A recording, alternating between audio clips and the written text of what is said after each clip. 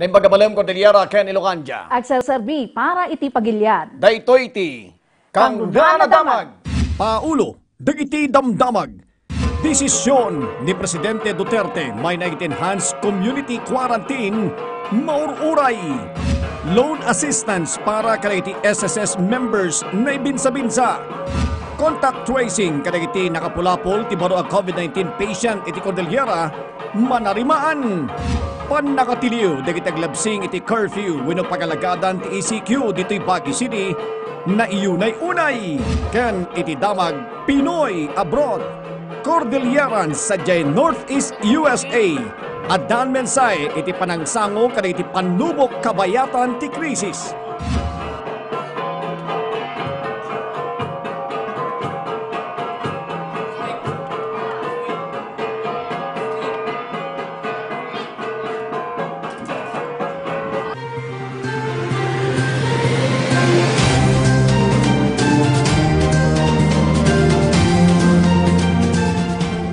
Naituloy ti konsultasyon ni Presidente Rodrigo Duterte kadagiti eksperto nga nagbayag iti nasurok kumurang 5 oras iti malem kalman.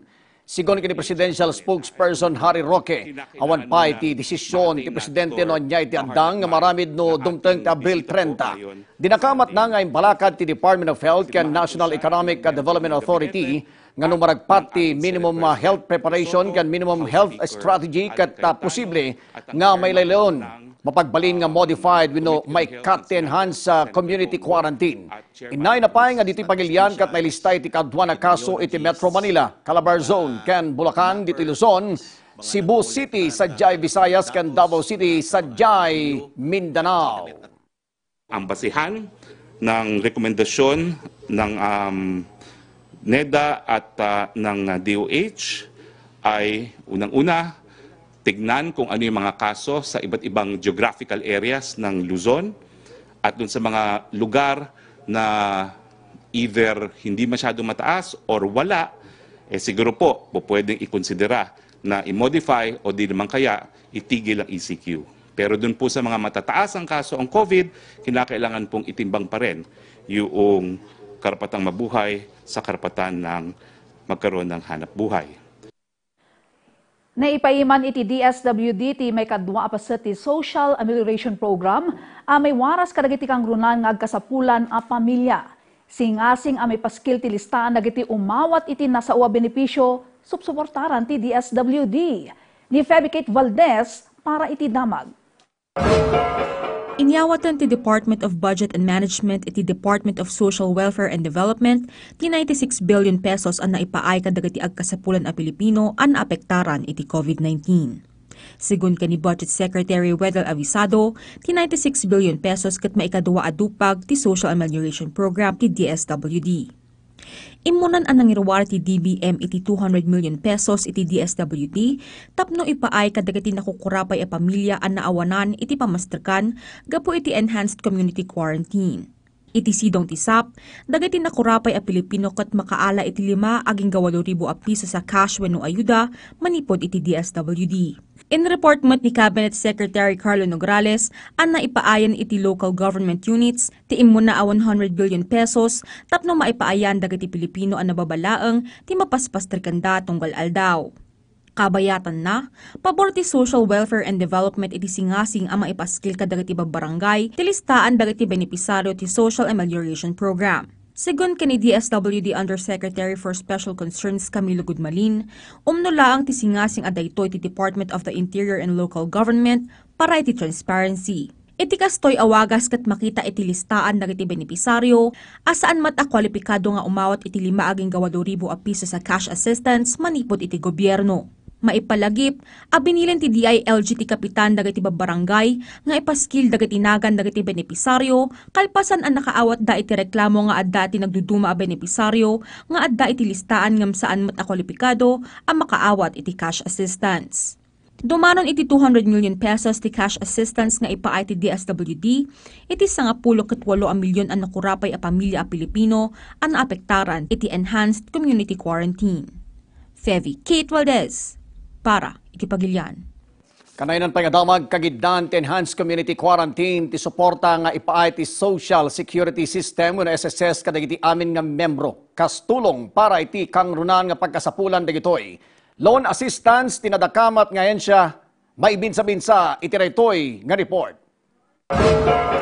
Dakil na tulong ken pagimbagan kadagiti aktibo nga membro ti Social Security System ng SSS ti Calamity Loan Assistance kagiddan tinaingat nga panakaypatungpal ti ECQ. Nupay kasta, sigon kini Regional Communications Officer Christian Rilyorta into na Abril 24 ti tentative schedule nga panagawat ti application. Lahat po ng mga members po namin na may 36 months contribution. Ano po, ibig kong sabihin, active ho na naguhulog sa kanilang contribution, may 36 months at least na po. At sa huling 12 months period ho, ay meron ho silang 6 na banhulog. At kahit ho mayroon sila, as long as they are actively paying for their loan, updated pong pagbabayad, pasok ho sila for the Calamity Loan Assistance Program. Inlaluag pa ni Rilyorta at dagiti aktibo nga SSS members itanyaman nga status dagiti kwalipikado para iti Calamity Loan Assistance ken nasaan nga karaman dagiti pensioners agsibutayin tun Mayo ti pension loan program dagitoy. Pero wag ho mag-alala yung mga employers ho at saka mga empleyadong apektado dito dahil magpapadala po ng alternative application procedure ang SSS sa inyong mga kanya-kanyang email ho at uumpisahan po nila ito bukas. Kung kayo po ay may matanggap na email ay ibig kong sabihin kayo na po ay na-pre-screened ng SSS. Pasat pa iti COVID-19 assistance para kadagiti negosyante ti Small Business Wage Subsidy Program no ti SBWS nang nangruna dagiti nagsara ti negosyo da. Ito naman po ay nakalaan para sa mga small businesses po dito sa ating bansa. Sila naman po ay yung mga naapektuhan talaga ng krisis, nagsara po ang kanilang mga negosyo. Therefore, yung mga empleyado ho nila ay hindi ho nakapag-sweldo ng buong buwan ng Abril. Kaya kalahati lang ho yung kanilang nasweldo. Sila po yung at sila po dapat number 1 po ay updated po ang paghuhulog unang-una sa SSS. Pangalawa po sa BIR, wala po silang delinquency sa BIR. Sila po yung nabibigyan ho ng wage subsidy. Kabayatan na para iti kanayunan nga impormasyon sigon ken kuana siknan iti loan assistance idanon iti official page kan email iti Social Security System. Iti sa Baliadamag, maplan-planon ti panakipatumpal, ti expanded mass testing dito'y Cordillera. Panakipangruna dagiti kasapulan ang may pasidong iti testing na ipateng. Agidanon iti damag ni Daniel Grace de Guzman. In Waragawag ti dadaulo ti Department of Health Cordillera aman rimanitan ti planning dagiti nagduduma nga LGUs ti rehiyon para iti panakaisayangkat ti expanded mass testing. Aktibidad at rigagay ti ahensya Amarugyan inton sumaruno, Alawas. Actually, I have seen their micro plans up to the first week of May. 3,000 kits will be delivered by RITM to the subnational labs, and this coming 22 to 23, another supplier will be delivering to BGHMC, and likewise will be training the staff. May panggap dita in Waragawag ti Baguio General Hospital and Medical Center nga awan ti may lislistada a backlogs, iti panangisayangkat iti test nga iti agdama, ket addaan iti turnaround time as 16 to 18 hours. Nupay kasta, yesterday we have received 1 PCR, pero this is currently nagpa-parallel runs pa lang po tayo, so hindi pa po siya kumbaga functioning. According to our molecular tech pathologist or doctor, we will check kung kakayanin within 2 to 3 days. Malaksid dita segun iti DOH iti tulong ti DOST na aladan iti kalman ti may sapay a PCR machine para iti pagagasan. Actually, may 3 na sana. Yung 2 hindi pa na-install. There is still 1 actually from DOST that Director Montoya committed for CAR, but wala pa dito sa Baguio Gen. So we are actually eyeing for machines before the mass testing. Palagip dagiti maseknan kabayatan ti panaguray kadagiti nadakamat a makina Masurot latta ti order of priority iti panakay pasidong dagiti umili iti mass testing. Manarimaan pay ti panangsapol ti intero alubong iti mausar a bakuna, bayat asaan pay a maipatpatungpal iti nadutukan as subnational lab ti plasma therapy a mapapati a makatulong iti panagimbag dagiti agsagsagaba iti COVID-19. So far, according to our infectious disease specialist, we are still currently exploring on that management. But we cannot still say right now because we have to study. Daniel Grace de Guzman, para iti Pagilian. Kabayatan na, manarimaan itan ti contact tracing kadagiti nakapulapol ti baro nga COVID-19 patient iti Cordillera. 20 katupat nga individual naka-quarantine iti pasdag sa J Teachers Camp diti Baguio City. Agsubsubli ni Daniel Grace de Guzman. So far, based on the client investigation form or CIF na finifill out nila bago mag-swab, 22 years old siya, female from La Trinidad, Benguet, no, Tawang na barangay. She had no signs and symptoms, no? And she's going to be admitted today at BGHMC. Tinadakamat nga asymptomatic patient ket may saaners iti Baguio General Hospital and Medical Center ang mga aywan kadagiti non-COVID patients ken awanan matlaang iti history of travel when no contact iti positibo a pasyente. Segun kadagiti masaknan, manariman ti contact tracing kadagiti nakapulapol ti may 25 a COVID confirmed case ti rehiyon. Kastoy matlaang ti may patpatungpal iti kaso ti 33-year-old male nurse ti Pagagasan. May panggapmat iti kaso ti barangay street sweeper ani Rosemary Cantong a nakaptan iti sakit. Napaka-comprehensive na yung ginawa nating contact tracing. But up to now, hindi pa natin alam kung saan talaga nakuha nung patient na yon. We are not completing the contact tracing or maybe there is a gap because there might be an information na hindi na i-reveal itong patient. Nupay kasta, segun iti opisyal, awan kadagiti nabigbig a close contacts ti nangipakita iti anyaman at sintomas ti sakit hinggana iti agdama. Manamnaman ti panangilappas dagitoy iti 14-day quarantine da inton Biyernes, bayat nga imunameten a nagnegatibo iti sakit ti anak ken asawa ti pasyente. Iti sa Bali Abanag, adda itan ti 20 ket 2 nga individual nga agtaltalinaed iti M. Rojas Building sa J Teachers Camp. Tinabigbig a quarantine facility para kadagiti returning OFWs manipod Baguio, Benguet ken Mountain Province ket iman manihar ti pakabuklan a 10 ket 2 a staff nga on rotation tunggal 12 oras. Throat swab is being done right now for PCR testing. The moment that they turn negative from the PCR test, they can now go home. However, they will have to continue their quarantine at home. Daniel Grace de Guzman, para iti Pagilian. Iti pa nagtultuloy iti damag in lawlawag ti Amati Benguet nga agtaltalin na iti clustering ken schedule iti pang-deliver iti natin kadagiti trading areas sa Jay Latinidad. Public transport iti probinsya suspendido agingga Mayo 15. Damag ipaay ni Debbie Gatsingan. Inyunay-unay ni Benguet Governor Melchor Diclas ang masurot ti agdama at clustering kan scheduling ti panangi-deliver itinatang iti La Trinidad Vegetable Trading Post kan Benguet Agri-Pinoy Trading Center. Kinuna na ano may panggapmat iti singasing ang mapagbalin nga alternative schedule ti clustering kat adalan da paylaang. Himpat ang namat nga awan ti curfew iti food production kan malaksi iti tulong ti Department of Agriculture kadagiti Manalon kat adati sagsagana da recovery plan para kadagitoy. Mangnamnama mati opisyal ang mamintinar nga awanan ti mailista baro a kaso ti COVID-19 iti probinsya.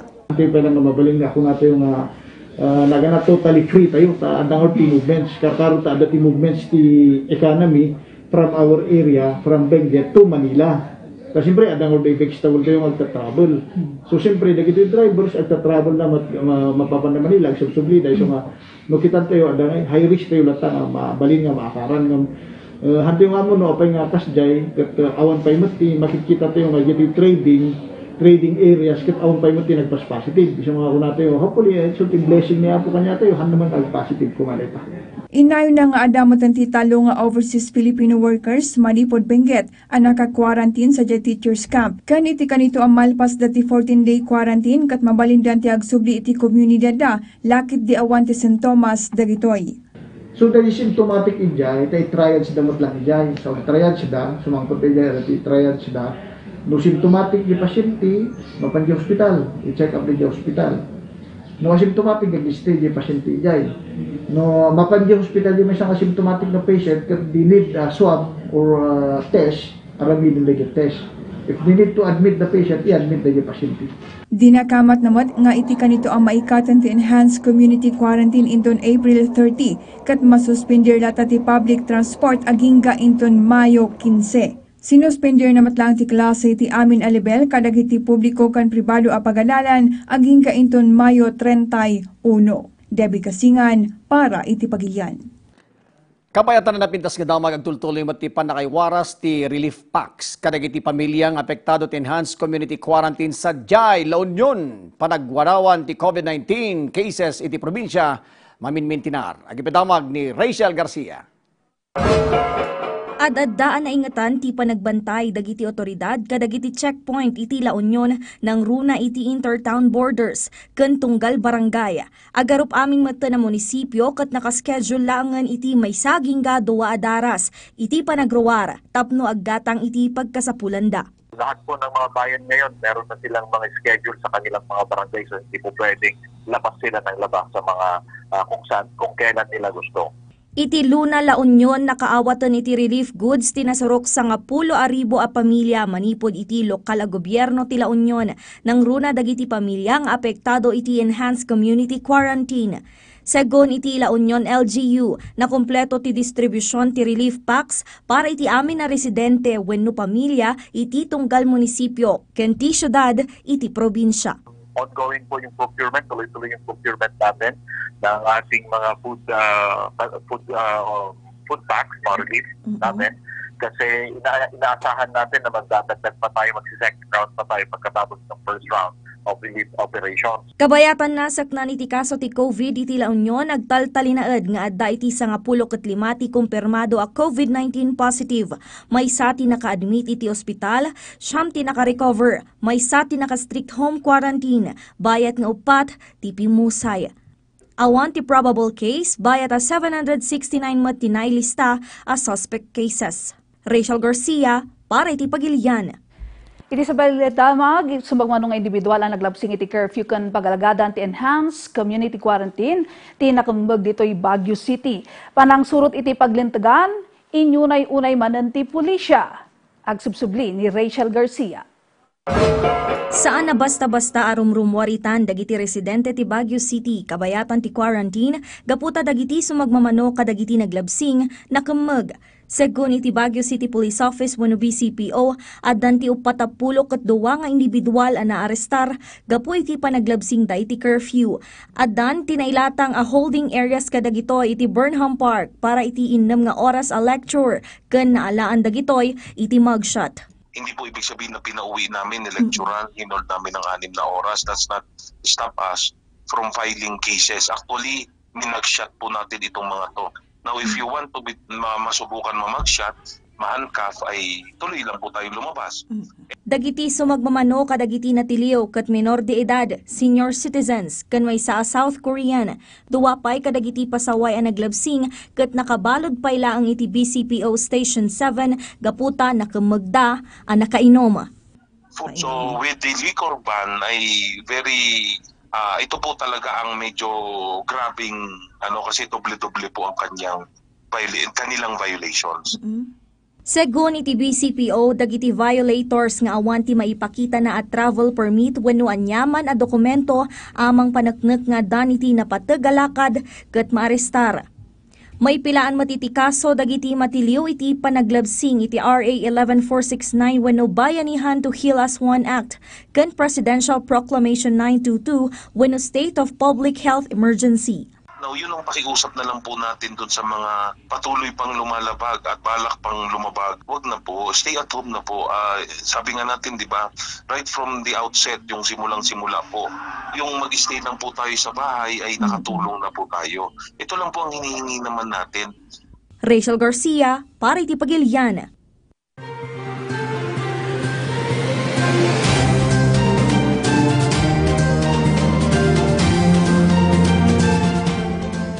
Itintay pa nagtutuloy intay mat dapawan dagiti damdamag iti ruwar ti Pagilian may naipalang iti COVID-19 baban kini Feby Kate Valdez. Sumagmamano a bookshops ti naglukatan sa Jerome kalpasan ti 2 a bulan a lockdown. Pinalubusan dagiti otoridad dagiti nagduduma a shops lakit di amamin tinarda ti social distancing ken sanitary measures a kasapulan kadagiti supermarkets. Innam a shoppers lang ti mabalin a sumrek iti may sa a bookshop iti anyaman nga oras. At dati rubber gloves iti entrance, bayat nga awan mo ti face masks nga may konsidera a requirement iti panagsarek. Nailaylayon agigami 3 lockdown sa Jay Italy. Kabayatan na, dakkel akarit ita kadagiti wildlife parks kas iti Biopark Estrella sa Jay Mexico, ti coronavirus restrictions kaput agdepdependarda iti entrance fees dagiti bisita, apang bayad iti taraon dagiti ayo. Mangbukbukal iti strategiya dagiti park managers, tapno mapakan dagiti 1,500 nga ayo. Dimanon iti 1,000 ticket sales kapu iti strategiya, ngam adayo iti normal revenue iti maysa nga average nga aldaw sakbay ti pandemic. Itan ket nasrok 7,000 ti nakumpirmar a kaso ti coronavirus kan 650 ti pimusayan sa Jai. Nangiruwarmat ti South Australian Police iti maysa a video amang ipakpakita iti maysa a kangaroo nga aglaglag to iti kalsada kabayatan ti lockdown sa Jay Adelaide, Australia. Kaaduan iti Australia ket naka-lockdown ken nailaylayon iti maysapay a bulan ti state of emergency iti state ti Victoria. Kinunada iti medical experts nga epektibo ti closure ti borders ti Australia, mass testing para iti COVID-19, kan ti stricto a physical distancing measures. Feby Kate Valdez, para iti Pagilian. Kadailan pa nga damag, pinanagnakan dagiti kamang ti 1504th Maneuver Company ti Regional Mobile Force Battalion 15 ngagtaltalanan iti panangilalada iti publiko iti katengaan ti krisis iti COVID-19. Iti panangidaolo da Force Commander Police Colonel Mario Mayam-S Jr. ken OIC Police Captain Daryl Garo nagdesisyon dagiti sa 12 police birthday celebrators iti Mayo ken Abril arambakan iti kasangay da baban iti panangisagana iti makan para kadagiti frontliners. Malaksit iti rayta ket nangipaaymet lang iti kontribusyon ti daddu mga kameng dagitoy. Iti kalman ket winarasan da iti insagana da nga makan dagiti man health workers, barangay officials ken daddu mga police a naka-duty iti 10 barangay sa Jay Bangged Abra. At daman na nagitinapuan kay papanan ng aktibidad, ngay daduluan ti SK Youth Council ti Barangay Samuki, Bontoc Mountain Province, kabihatan ti ECQ. Dahito iti panisangkat iti backyard gardening contest, kan panang suporta iti Oplan Tambuli. Dahito yung Manti Report. Backyard Gardening Contest. Dahita ti kabarwar ng aktibidad nga daduluan ti Barangay Samuki Youth Council iti Bontoc Mountain Province. Aktibidad dahito iti sidong ti Heal Our Mother Earth Contest ti nasaw a grupo. Nga dan panggap, nga ramidan anapmuan kay papanan iti panagtalinaed dagiti umili iti pagtanganda kabayatan ti may patpatumpal nga enhanced community quarantine. Dahil tiket ng rugi kalpasan iti distribusyon kadagiti bukal kadagiti partisipante iti koordinasyon iti Provincial Veterinary Office kan Office of the Municipal Agriculturist wenno magbontok nga isumot tinangitad kadagiti nakuna a bukal. Ti first monitoring ket insayangkat dagiti Samuki SK officials iti April 17. Ti premyo ti first prize iti contest asil lukat para kadagiti amin a residente ti Samuki ket 2,500 pesos, 2,000 ti second prize, ken 1,500 ti third prize. At dapat ti special prize a 1,500 pesos. Kabiyatan na aktibo pa iti SK Samuki iti panang suporta iti Oplan Tambuli. Wenno ti palawag kadagiti residente iti barangay, mainag iti may patpatumpal nga ECQ, ken iti kinapateg iti panang tulnog ditoy.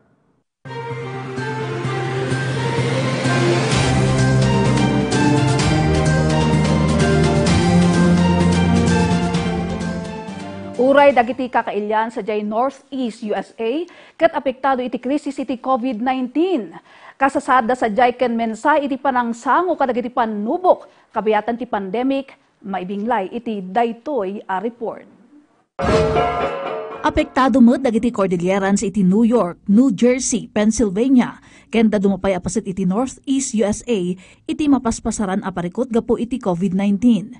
Sigun kinibibak Northeast USA President Clifford Kilip, sarado met dagiti establishmento iti lugar na, malaksid kadagiti groceries, mangipapaay kadagiti basic services ken pharmacies. Tisigod ang matatao Queens iti New Jersey, ket kastoy ti sitwasyon nan ken sarado pay iti gasolinaan. Sigun kini Clifford, stay at home met ti bilin dagiti gobernador iti Northeast kadagiti umili, anay ngitmet ang matungtumpal. Ngam kadagiti rumuar kadagiti babalayda saan mat akasapulan nga agala dapay iti quarantine pass. We're in the same boat as you guys in this fight against COVID-19. We have stay-at-home orders from the governor, from our governors, but it's mostly voluntary, so we can basically go anywhere we want to go, but also avoiding big crowds. Kadon mo't ang miyembro iti Bibak Northeast ket adda kadagiti essential services ken frontline nurses. Kas kini Brenda Lamsis amay sa nga ER nurse iti Urban Community Hospital iti New Jersey. This past 3 weeks has been horror to us like any emergency room at this time. Volume surge, critical patient after another, ER holding at its peak, and patients dropping dead like flies. Ni Ines Salay ket may nga ina, lola ken karaman kadagiti founding members ti Bibak Northeast USA ket may sa akaunaan a Cordilleran api musay iti komplikasyon gapo iti COVID-19 iti March 25 iti New Jersey. Karaman pay kadagiti biktima iti COVID-19 ang miyembro iti Bibak Northeast USA ket ni Jenny Claire Sukdad Bartolome, 45 years old ken taga New Jersey. Ken ti 69-year-old ani Romeo Valdez at taga New Jersey metlaeng. We try our very best to save lives as we signed up for it. But some are just so sick and they decompensate so fast.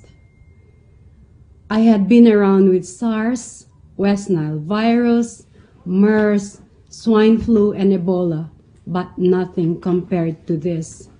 Uray ti regular nga eskwela ket kansilado ken may sa akarit kadagiti estudyante ti motibasyon iti online classes.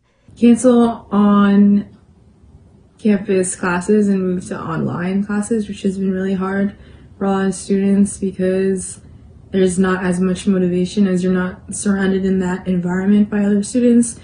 Iti bautmot iti mapaspasaran a krisis iti COVID-19 ket tinamnama a mapagbaligyan met lang daytoy iti kabiitan a panawon. We don't know how and when this thing is gonna end. So we keep praying and hoping that it will be back to normal sooner rather than later. In the meantime, just do whatever you have to do to fight this thing. Malalukoy pa iti panagkaykaysa iti amin, tapno mapaksyat iti makapapatay a sakit.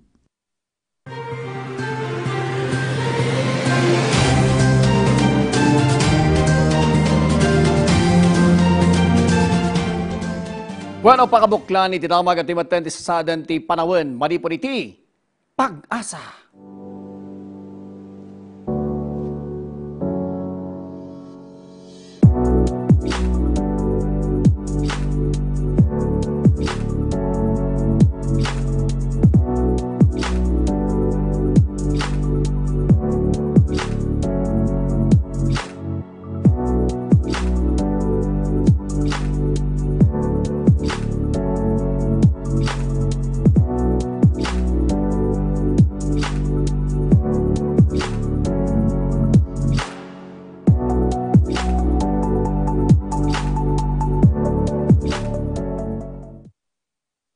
Partner, sa bali dyan music, pag-asa tata, no? Agpay sa data, partner. Anyway, anya ba dagiti napintas gayam jay backyard gardening jay may isang report mo dati, partner. Data ti barangay sa Muki, partner, nga nangi-use what data man backyard gardening contest. Imunada mo ang isang kapiti contest kas iti TikTok contest na pero dapat masuspender jay social distancing nga adda ti aktibidad nga ramidan ti mesa, wenno pares, wenno grupo.